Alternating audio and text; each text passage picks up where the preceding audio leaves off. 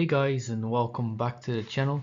Today I want to give you another journal post, and this time it's going to be about IAG, International Airlines Consolidated Group.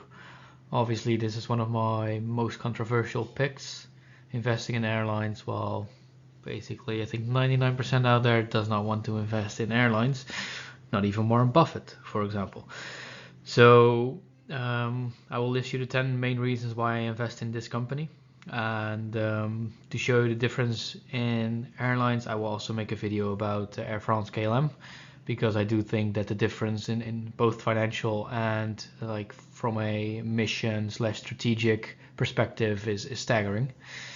So International Airlines Consolidated Group, well, in January 13th this year it was almost trading at around €8 per share, and right now it is trading at €1.06. So an insane drop.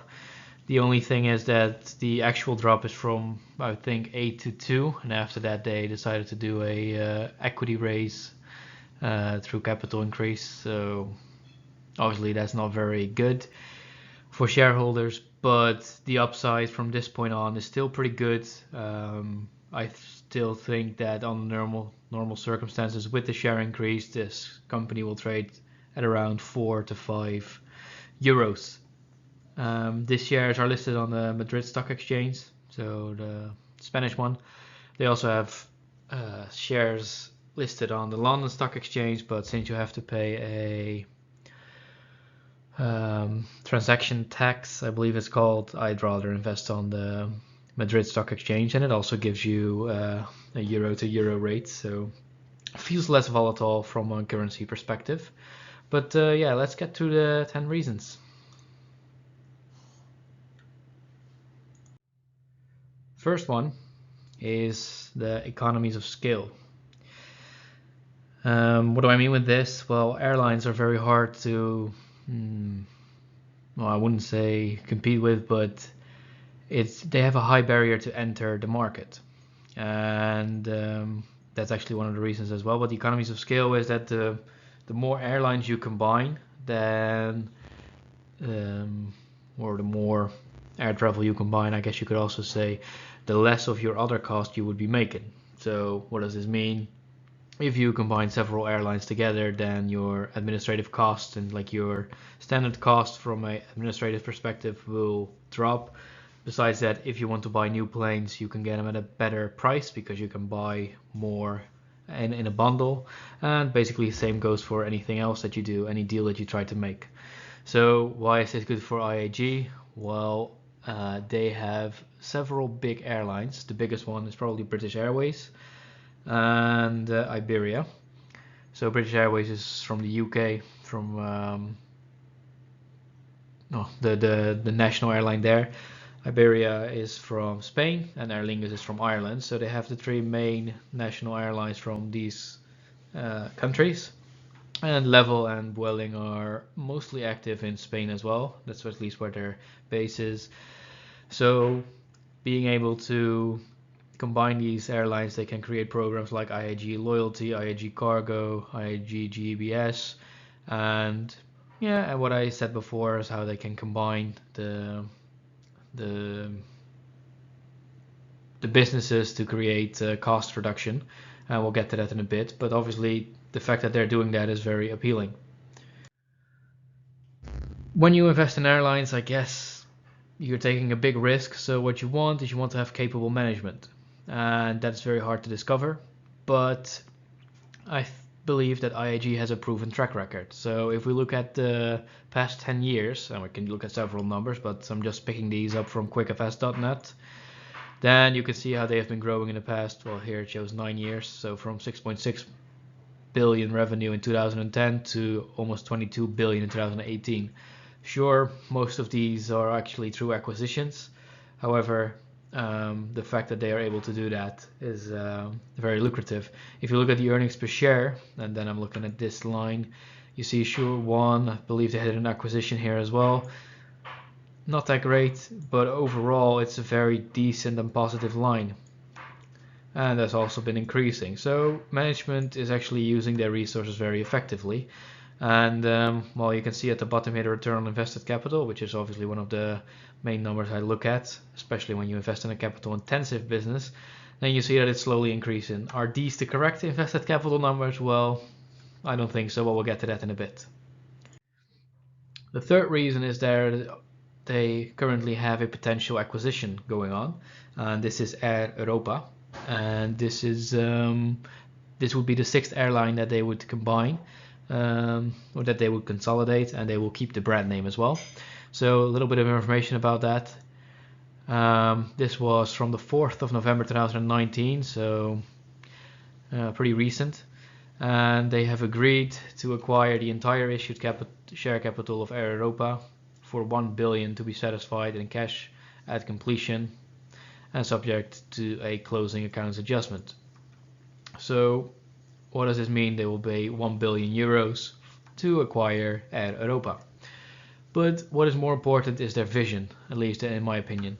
So highlights: transforms IAG's Madrid hub into a true rival to Europe's four largest hubs: Amsterdam, Frankfurt, London Heathrow, and Paris Charles de Gaulle.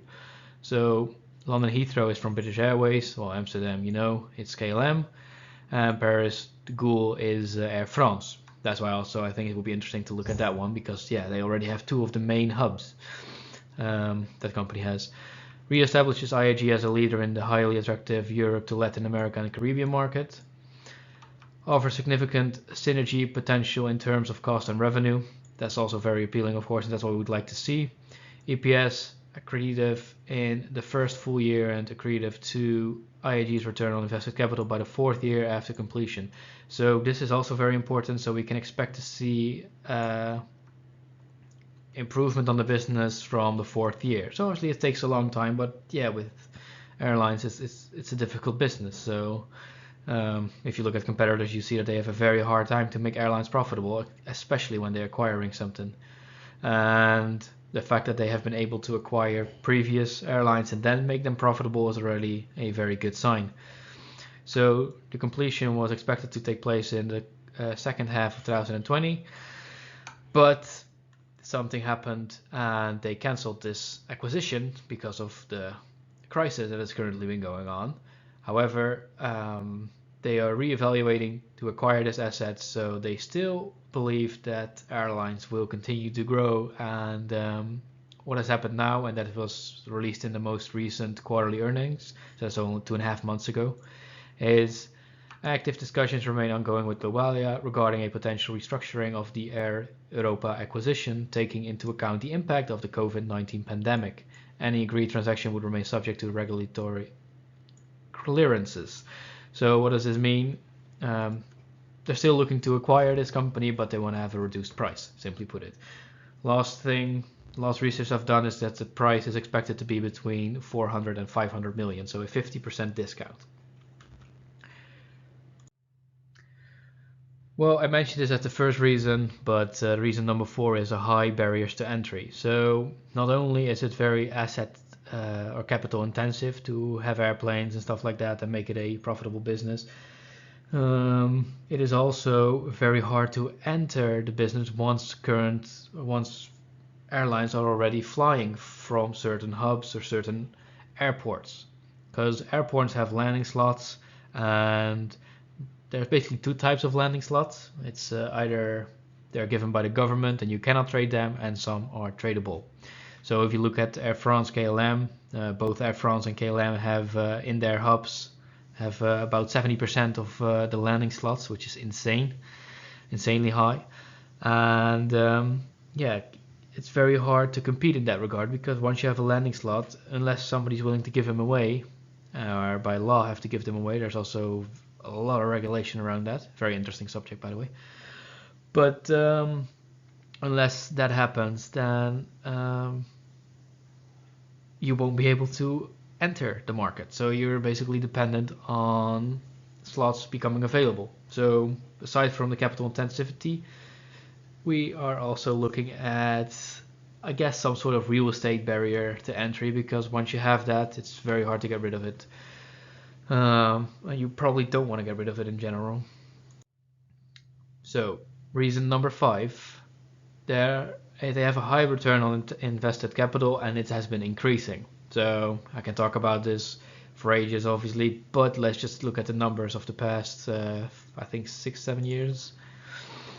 And here you see that sure, 2011, 2012 wasn't that great, especially when you take into account that they had negative earnings in 2012. But slowly they have been increasing their return on invested capital. Here you see that they had a previous target of 12% plus, and now they're targeting 15%. 15% is obviously what I'm looking for, and well, they are one of the few airlines, I should say major airlines, that are able to acquire this kind of return on invested capital. And the fact that they do this through acquiring other airlines is, in my opinion, a very good sign, because that means that they can turn unprofitable airlines into profitable ones. Reason number 6 is the leasing of airplanes. Well, many airlines already lease airplanes, but IAG decided to lease a lot of airplanes, and while you are obligated to stick to your leasing contract, obviously for the duration of the lease, and they tend to be around 8 years, if you do it like, let's say you have 100% lease contracts, but you do 12.5% each year that you renew or then start, then you can actually get rid of these leasing contracts pretty easily once you need lesser airplanes. And that's basically what I'm assuming that IAG is going to do in these type of environments. So let's have a look at their leasing, or let's have a look at their fleet, which we will also be seeing their leasing part, and that is visible at the bottom. So obviously you see all the airplanes, which are a lot, about 600, but they own 200 and they have a rights of use of 400, so a lot of lease. A small caveat there is that they have 108 finance leased aircraft transferred to right of use assets. And why this is important is because if you have a financial lease, you will, after the lease contract, you will be the owner of the aircraft. So I think we can say that the partially owned is going to be about 50-50. So I'm expecting that they can reduce their fleet by about, assuming that they have this, about 7% per year if necessary, so they can reduce their cost substantially in the next few months to next few years, depending on how long this crisis is gonna be going on. So I prefer this. Obviously, if I would look for a perfect scenario where airlines are constantly flying and there's no disruption, then this would be a very questionable decision to have so many leased, because obviously you pay a premium to lease the aircraft because you just have a third party in between that makes money as well. So then you would rather have the owned asset. But in this scenario, I think this is a good sign. So reason number 7 is that they are focusing on optimizing costs. And I wouldn't say reducing costs, because that can obviously sound like, okay, we're just ruining the business by reducing the cost entirely, but they're focusing on optimizing the cost. So they actually have this figure in the annual report as well. And since 2011, they were able to reduce their costs by 11% without fuel included.